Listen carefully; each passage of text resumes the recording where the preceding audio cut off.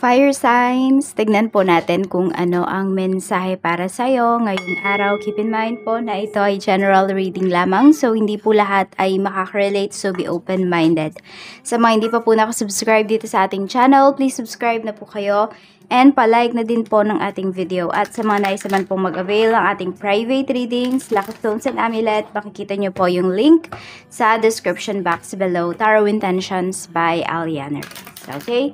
Tignan po natin kung ano ang mensahe for you. Sabi ng universe, no more complaining. So, totoo naman talaga to. Diba? Instead kasi na nagko-complain tayo sa kung ano yung mga nangyayari sa life natin, lalo na syempre yung mga hindi magaganda at yung mga hindi umaayon sa atin, instead is kumilos po tayo.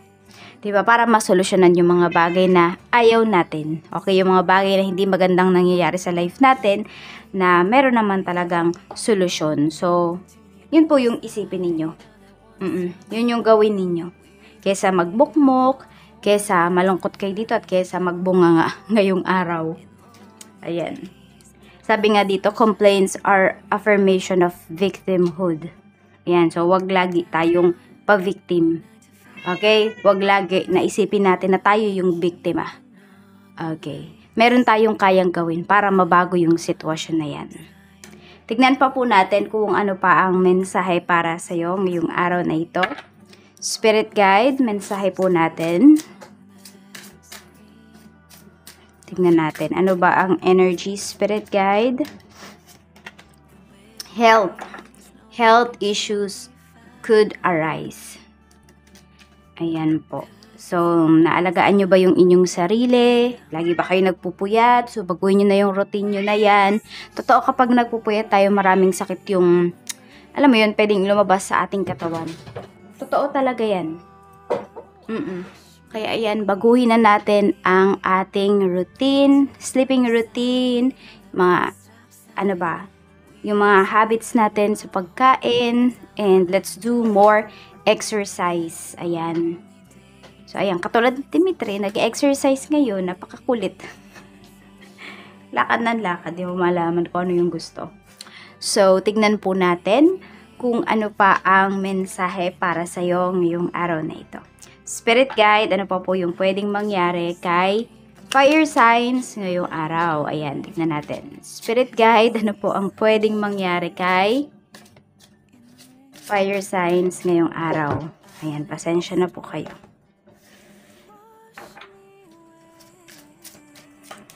Meron tayo ditong the sun. Okay. Yun, yung iba sa inyo, need nyo talaga magpa-araw. Yan, lagi na lang ba kayong nasa bahay, di na pa kayo nasisinaga ng araw. Kaya naman, pupasok kayo ng work, madilim pa, tapos uwi kayo, gabi na din. So, if you have time, ayan po, magpa-araw kayo. Yun yung sinasabi ni universe. Oo. Tapos, meron tayo ditong 5 of summer. Meron ditong hindi natuloy na plano ninyo. Siguro yun yung parang nirereklamo ninyo ngayong araw. Kasi pwedeng napagplanuhan na to, tapos biglang isa sa mga kausap mo is nag-cancel. So, alam mo yung nakaka-frustrate kasi you are excited, naglaan ka na talaga ng time. And also, sabihin natin yung iba nga sa inyo, baka umabsent pa kayo sa work, ganyan. Para lang ma-meet yung isang, ano na to, isang meeting na to, isang plano na ito. Pero ganun yung nangyari. We have Ace of Autumn. Okay, so meron naman akong nakikita dito na assistance from others. Pwedeng regarding po ito sa money. Ayan. Tapos meron din tayo ditong successful project na paparating para sa'yo. Kaya din pala sobrang puyat yung iba sa inyo kasi meron kayong inaasikaso dito na sabihin natin pagdating sa inyong trabaho. Yan. May maganda pong mangyayari sa career ninyo. So, watch out. Pero, syempre, kailangan mag-focus kayo din at the same time sa inyong trabaho. So, tignan po natin kung ano pa yung mensahe for you. Spirit guide. Mensahe pa po natin. Mensahe natin, spirit guide. More on nakikita ko dito yung iba sa inyo. Pagdating dito sa health ninyo is more on sa rashes. Yan, sa skin po ninyo. Tingnan natin. Mensahe natin, spirit guide. So, ingat din kayo sa mga pinapahid ninyo sa inyong katawan. Ganyan.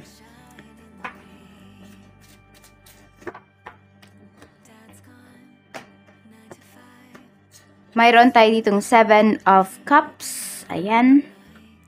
So, ang dami daw options pagdating sa mga gusto mo, sa mga goals mo. Kaya lang po, yun nga, dahil napapangunahan siya ng complaint instead of action, ang nangyayari, natetengga siya. So, no more complaining na. Okay? Huwag na kayo masyado mag-complain ngayong araw na ito. Instead is, alamin nyo kung ano ba talaga yung gusto ninyo and mag-focus kayo dun. Do actions. We have 2 of Swords. Ayan, yung iba sa inyo halos parang nag-aagaw na yung liwanag at saka dilim. Tama ba? Oo, yung dilim at saka liwanag kapag kayo ay matutulog. So, parang lagi na lang ganyan. So, baguhin nyo na as much as possible. Pero kung syempre, depende yan kung yan yung trabaho ninyo, yung oras ng trabaho. So, bawi na lang kayo ng ibang oras ng tulog. Pero ito yung mga nagpupuyat na hindi naman talaga related yan sa work ninyo, ganyan. Yung tipong gusto nyo lang talagang magpuyat. So, baguhin nyo na po yung inyong sleeping pattern kasi pwede nga na magbigay yan sa inyo ng health issues. Meron tayo ditong 5 of Pentacles. Ayan. So, medyo may disappointments dito pagdating sa outcome talaga ng inyong pinag-usapan, ganyan. Tapos, meron din dito na pwede po na hindi binibigay ba sa inyo. Yan o. Yung tipong parang nakikiusap pa kayo dito. Yung pinagtrabahuhan mo naman yung bagay na yan, pero ang tagal bago ibigay para sa'yo. Yung tipong parang nagmamakaawa ka pa. Na sige na po, ibigay nyo na sa amin yan. Kailan po ba namin yan makukuha? Ayan, so siguro ito dito. Dito kayo dapat mag-complain. Kasi, pinagtrabahuhan nyo to. Tapos, hindi binibigay sa inyo. Parang pinagdadamot pa. Meron tayo ditong Ace of Wands. Okay, so may nanghihinayang dito. Ito ay regarding pag-travel. So, oo. Or basta may nanghihinayang dito. Ito kasi yung energy, nanghihinayang siya. Or pwedeng ikaw yan. Meron kayong, sabihin natin, hindi sinamahan, or yung iba sa inyo, talaga kayo mismo yung tumanggi dito. Tapos ngayon nagsisisi kayo kasi medyo nag-worry kayo dun sa mga dapat kasamahan po ninyo. Yan, siguro hindi na kasi nag-update sa'yo. Tingnan natin, we have Knight of Wands. Ayan. So, magtuon talaga kayo ng pansin sa inyong trabaho. Kasi, sabi ko nga is mayroon yata. Or kung ano naman itong hinihintay ninyo sa inyong work. Ayan. So, good news po yan. Talagang, kung ano man yan na pinapangarap ninyo, makukuha nyo po. Just be passionate, assertive pagdating dito sa inyong trabaho. So, tignan natin kung ano pa yung mensahe for you. Spirit guide, tignan natin. Kamusta po ang work? Meron tayo ditong indecision. Ayan. So, meron kayong mga kailangan pag-desisyonan dito pagdating sa work ninyo. Ayan. May dalawa ba kayong pinamimilian dito? Ayan. Pwedeng sabihin natin, same work din naman to, same company. Meron lang pinapapili sa'yo dito. May choice ka lang talaga. So, kung saan mo... Sabihin natin, kung saan ka makakaramdam ng peace of mind, yun yung piliin mo. Ayan, pagdating sa work mo, may decision, parang may pinapamili sa'yo dito. Angel of Strength, pagdating naman ito sa inyong negosyo. So, lumalakas po yung negosyo ninyo. Ayan. So, yung iba, yung business nyo, pwedeng related siya sa health. Okay, pwedeng mga healthy foods, yung mga binebenta ninyo, or mga gamot, yung iba po sa inyo, or mga herbal medicine. Para yan, we have Angel of Strength, so palakas ng palakas po itong inyong negosyo. Yan. Sabi ko nga, pwedeng nag-aagaw na yung dilim at saka liwanag, so pwedeng paggabi na, yan, dumadagsa pa yung mga kliyente ninyo. Tingnan natin, pagdating naman po sa kaperahan, we have Door to Spirit. Okay, so may mahahabag dito. I mean, sabihin natin, ano pa tawag doon? Yung parang makakaramdam yung taong ito. 'Di ba kung sino man tong kausap ninyo na parang pinagdadamot pa yung pera na pinaghirapan ninyo. Tawag doon? May tamang word doon or term. Basta mahahabag siya. Parang mas isip niya, okay, mali pala yung ginagawa ko. Pinapahirapan ko pa sila dito sa pagkuha ng perang pinaghirapan nila. Makokonsensya, ayan. Mas more on yun, yung tamang word. Makokonsensya naman yung taong ito. So, tingnan natin. Pagdating naman po sa love life nyo, we have action. So, ayan, kung meron po kayong nagugustuhan, meron kayong, sabihin natin, mga plano ng person mo. So, you take action. Ayan, ikaw na yung mag-initiate.